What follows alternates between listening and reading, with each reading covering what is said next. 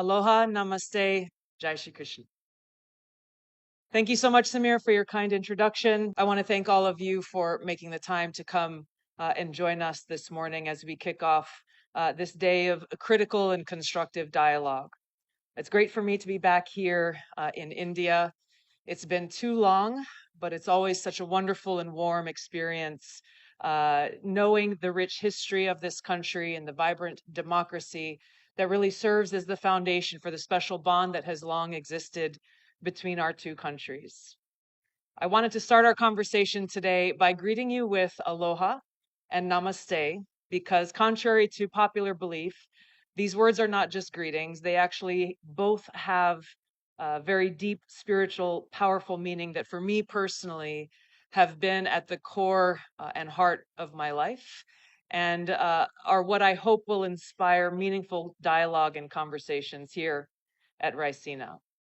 When we greet each other with aloha and namaste, what it really means is I'm coming to you and greeting you with respect. It is a recognition of the eternal divine spirit that exists within each of our hearts. And it's a reminder that we are all connected, that we are all children of God, regardless of our race or religion, ethnicity, politics, our background, where we come from, our status in society. By greeting us in this manner, we are opening the door to have a much more meaningful and deeper exchange that gets past the divisiveness and the partisanship that too often poisons the conversations that we have. It's a critical reminder that what we share in common is far more powerful than that which sets us apart. It's great to be back here in India, and I especially want to thank Prime Minister Modi for the invitation to come here, to get together with new friends, to greet old friends here from across the Indo-Pacific region and from around the world.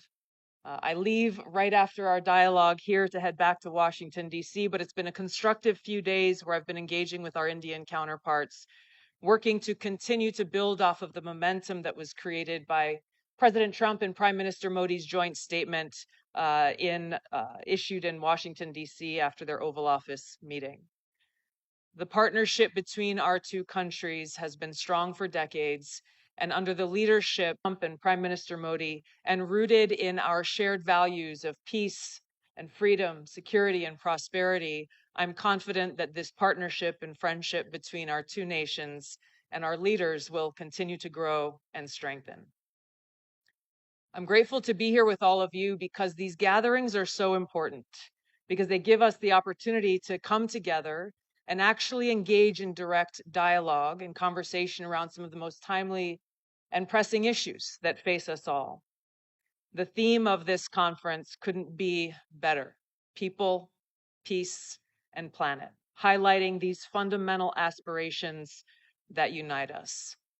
It's the foundation that prosperity, security, and freedom rest. If we are not at peace, we cannot be truly prosperous, secure, or free. And so today, our actions, our dialogue, the reaffirmation of our commitments to these principles, to one another and our partnerships, and our shared vision for the future provide us with the opportunity to build more meaningful relationships and work together as we leave this conference towards the interests of the people, to protect our planet and to further the cause of peace. I'm a child of the Pacific. I was born and raised, first born in American Samoa, raised in Hawaii. I've spent a lot of time throughout my life traveling throughout the Indo-Pacific and working in many different countries. So I'm very familiar with the rich and beautiful cultures, the kindness and hospitality that I've experienced everywhere I've gone, and the rich history within each country that leads to a better understanding of the nuance and complexities that exist within these countries, but also within the relationships in the region. It's a vast and critical region that's not just a geographic space. It is the geopolitical center of gravity for the 21st century. So ensuring peace and stability here is essential to our collective security, our objective of economic prosperity, and our ability to work together to take on the great challenges of our time. And we must tackle these challenges together. Our ability to do so as nations, as leaders, as people is critical towards achieving our collective goals. Unfortunately, we live in a time where war and conflict is being waged on many fronts around the world. The Bulletin of Atomic Scientists, founded in 1945 by Albert Einstein and Oppenheimer, has declared the doomsday clock to be 89 seconds to midnight, closer to the brink of nuclear catastrophe than ever before. So your focus again on peace, people, and planet is timely. It is times like this that call on leaders to stand up for these interests that affect us all and will affect generations who will follow.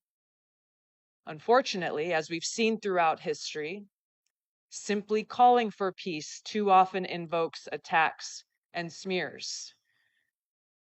Perfect example is during President Trump's recent campaign for the presidency, he made it a pillar of his campaign to share his commitment to peace and to bring his leadership towards bringing about an end to the Russia-Ukraine war, to stop the killing, to prevent this risk of World War III and nuclear war. And for this commitment, he was attacked relentlessly, not only by his political opponents and legacy media in our own country, but even by those abroad.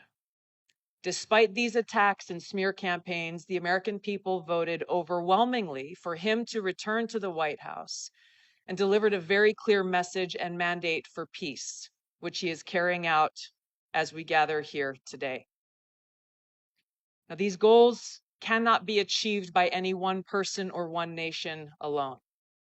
Our ability to make progress toward a peaceful, secure, free, and prosperous society must be done together, and it begins with us.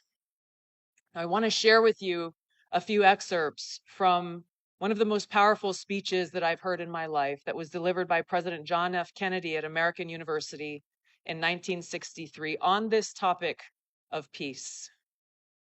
He said, quote, "First, we must examine our attitude toward peace itself. Too many of us think it is impossible. Too many think it is unreal.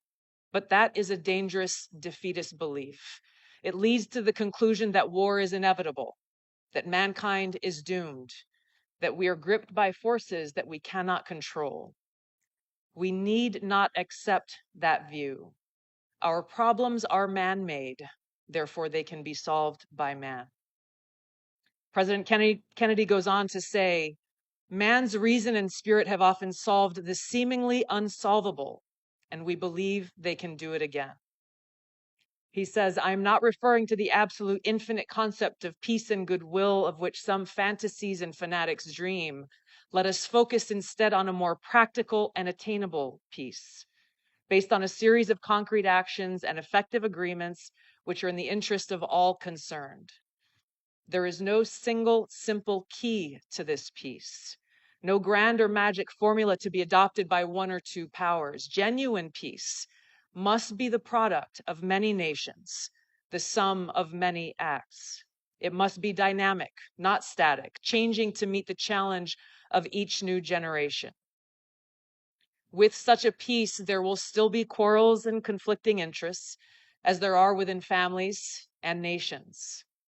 World peace, like community peace, does not require that each man love his neighbor.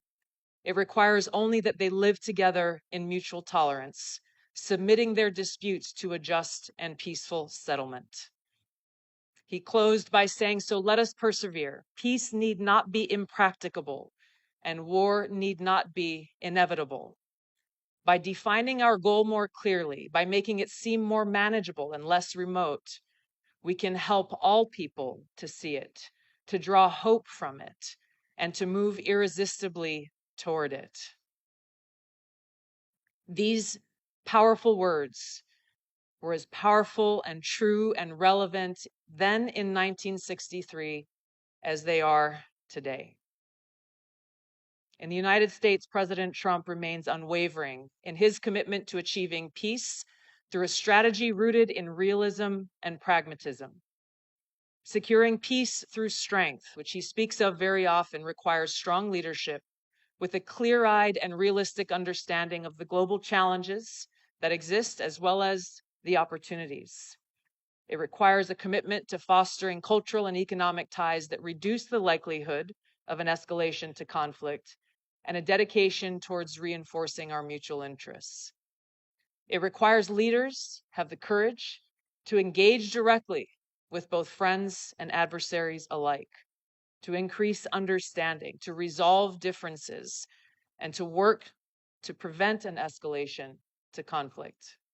It requires leaders who are not afraid to speak an inconvenient or unpopular truth, and who ask the tough questions, who challenge the established view or quote unquote, the way things have always been done, to spark what may be hard but necessary conversations about the realities we face and the best way forward to advance our mutual cause of peace, freedom, security, and prosperity. So just as President Trump is committed to America first, putting the safety, security, and freedom of the American people at the forefront of his policies and his decisions, Prime Minister Modi is committed to India first. Prime Minister Luxon is committed to New Zealand first. This is the expectation of any leader's commitment to their people, to serve them, to put their interests at the forefront of their decisions. But this should not be misunderstood to mean that America first is America alone. The relationships that we build together are critical to advance our mutual interests. And it's why gatherings like this here at Raisina are so important, because it brings us together here, people from over 120 countries around the world, providing us a platform where heads of state, ministers, directors, leaders in business and nonprofits and strategic think tanks can actually come together in that spirit of aloha for robust dialogue and debate that will help us increase our understanding of one another. It is our shared values that will continue to shape the future of our partnerships and the world. And while we represent our own sovereign nations with unique perspectives and unique interests, by working together honestly, transparently, and strategically, we can ensure a more peaceful, free, secure, and prosperous future for our people and the world. Thank you so much. Aloha.